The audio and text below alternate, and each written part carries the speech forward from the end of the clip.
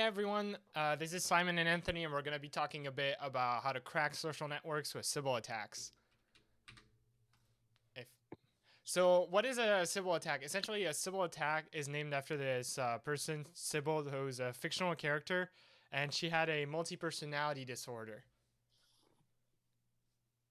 Yeah, so that should give you some idea of what Sybil might mean within the context of social networks. So what we have here is an example of a Sybil attack where we have one user entity, but what ends up happening is that on the social network, they'll create multiple user identities. So it looks like all of these identities are distinct from each other, but they're actually not. They're all being controlled by one person. So within this second photo here, what you'll see is here's a practical example. Assume this is LinkedIn and you're the green node. What might end up happening is that there might be one of these orange nodes attempts to make contact with you, and you think, oh, they have 500 plus connections, so they must be reputable. But in reality, those 500 plus connections are also other fake users, and they're all controlled by the same person. So what ends up happening is that on a network such as LinkedIn, there isn't sort of an intrinsic reputation metric the way there is on Reddit. So on Reddit, you have something like karma, which gives you an idea of how reputable a user is, and it's built into the system itself. What ends up, and this is important, is because on a system like LinkedIn, where you don't have sort of these intrinsic metrics to protect against these Sybil nodes, it's really easy for authentic or honest users, such as yourself, the green node, to be manipulated. So, what are a couple applications of Sybil attacks? So, as we mentioned before, the first is social networks. So, that would be essentially building out fake, what we call suck puppet accounts, fake accounts that vouch for each other and in their reputation, and then you can use that to like for a single user to increase their influence over a social network. Something like this happened during the last election in 2016. A lot of bots invaded Facebook essentially and started spreading all over the network. Now, Facebook doesn't really have a reputation metric or anything like that, or at least it didn't have at that point. But it really gives you an idea of like the ability you can get out of having all these accounts. Um, Blockchain is also a big target for Sybil attacks because um, depending on what blockchain model you use, like if you have enough fake accounts on the blockchain that are willing to vouch for the validity of a block, you can actually like take over the blockchain. It really depends on what model you're using, but blockchains and cryptocurrencies try to mitigate that in a couple of ways we'll see later. Another good example of like a Sybil attack that happened in the last 10 years is the Tor network, which some of you might be familiar with, actually got hijacked in 2014.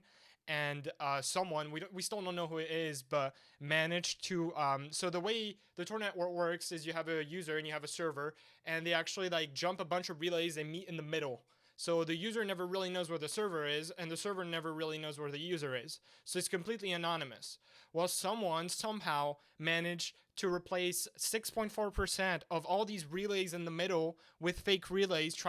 They were attempting to create chains between the user and the server and detect where each one was, especially the server. That's the one really interested in because that's where all the illegal slash censorship circumvention stuff goes on. So they're trying to locate that server. And thankfully, they caught that in 2014. There is a really good advisory the Tor Network guys wrote that I really recommend you read. So, what are a couple validation methods against Sybil attacks? So, one of them is to increase the cost to create an identity on the network. For blockchains and cryptocurrency, this goes through this is compute costs essentially. So the difficulty of faking a block on the blockchain is associated with like the proof of work you need to show that your block is valid and then all the subsequent blocks are valid. So you're essentially fighting against the swarm. And even if you have many accounts on the blockchain, they all have to do that same amount of work, same total amount of work to prove the block you're trying to fake is valid or modify. On a social network, you're actually the cost to create an identity is more you're trying to use a hard to create identifier to allow a user to create an account. So, for example, a lot of networks will require a phone number or something like that to prevent people. This is really common actually in video game networks like Steam and all. They tend to require you having a phone number associated to your account to prevent people from creating new accounts all the time and bypassing all the anti-cheating mechanisms and all of that. Um, the other way of mitigating this Sybil attack is to use a reputation system. So Discord and Twitch, you need a minimum account age for chatting.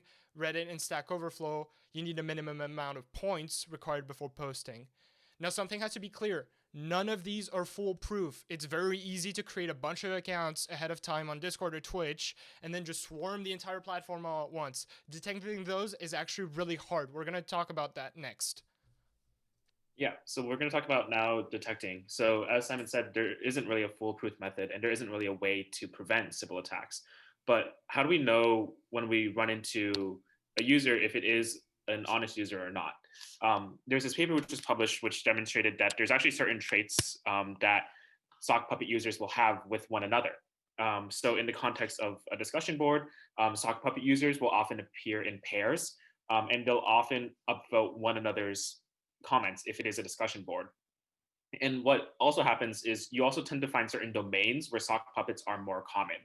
So on discussion boards, they'll be more active on issues which are more opinionated, such as the justice system or just opinion pages or politics, whereas sock puppet users are less common on things such as like health and wellness pages. Also, the way that sock puppets actually interact with one another can be a way of detecting that a user is a sock puppet because they tend to use sock puppets tend to be connected to more sock puppets than authentic users. And they also tend, and the way they interact with authentic users is that they tend to use in the context of a discussion board, they use sentences which are shorter, they have more I pronouns, and they tend to be a lot more vulgar than the typical user is. So just analyzing the behavior of a certain user can probably tell you something about whether or not it is a sock puppet user or a legitimate user.